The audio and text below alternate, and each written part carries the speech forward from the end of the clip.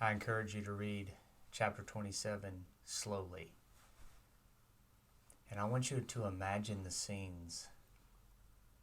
Feel the emotions. Feel what Judas went through. Feel what Pilate is thinking. Feel what Jesus went through. Betrayed, beaten, flogged, scourged, mocked, spit on, crucified between two criminals, crying out to God, my God, why have you forsaken me?" And then screaming out and giving up his spirit and dying. Then imagine what the people thought when the veil from the top to the bottom was torn, when the earth shook, and when the graves of people were opened and people got up and walked around. Imagine the hope of the disciples going away. They had wholeheartedly believed that Jesus was the Christ, the Messiah, but how could a Christ die? How could a Messiah who was going to save them, how could he be crucified? There's no doubt that their hope was gone. Everything was gone. The whole world was turned upside down. They thought Jesus would save them by conquering the Romans and by setting them free. But that is not at all Jesus' plan. Jesus' plan from before time began is what I know you've heard before.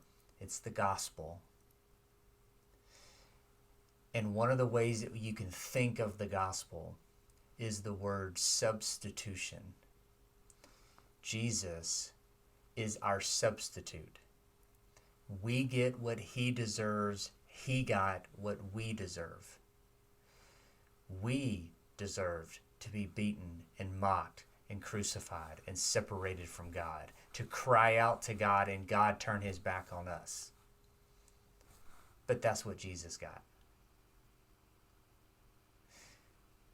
We get forgiven.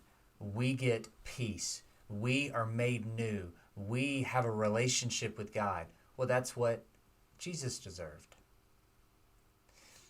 And Jesus is substituted in our place, and we are substituted in his place. So the gospel is all about substitution. And in this chapter, you see a perfectly clear image of the gospel or of substitution. Pilate gives the people a choice. Who do you want me to set free?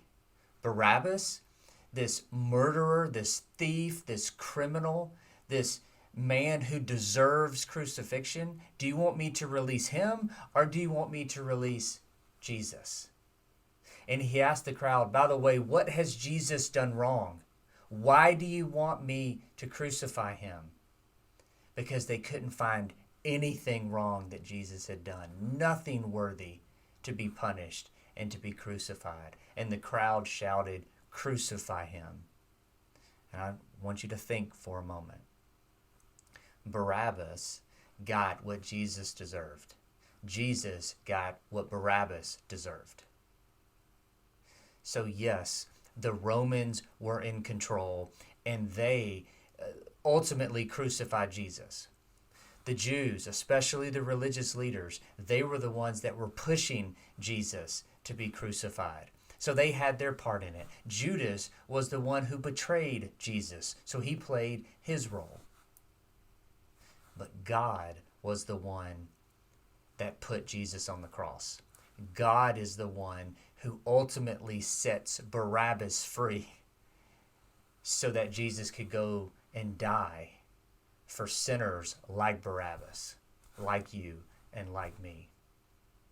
So when you read this chapter and you see Barabbas set free, that is an image of the gospel of substitution, that God has done for you and for me.